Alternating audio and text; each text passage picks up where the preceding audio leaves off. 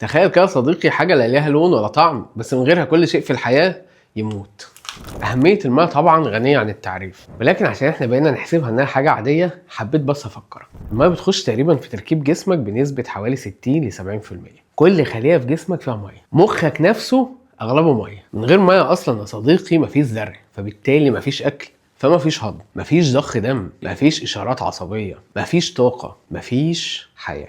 عشان كده يا صديقي الميه مش مجرد سائل، ده نظام حياه كامل. الميه في القران مرتبطه بالرحمه والجنه والحياه، وربك قال وجعلنا من الماء كل شيء حي. انا عايز اقول لك يا صديقي ان بق الميه اللي بتشربه كل يوم ده مش نعمه عاديه، ده سبب رئيسي انك موجود على الارض وبتسمعني دلوقتي. عشان كده يا صديقي خلينا اقول لك انت مش محتاج حاجه كبيره تحصل عشان تحمد ربنا من قلبك، محتاج بس تاخد بالك من المعجزات والنعم اللي انت عايش فيها. عشان كده ربك قال وفي انفسكم افلا تبصرون.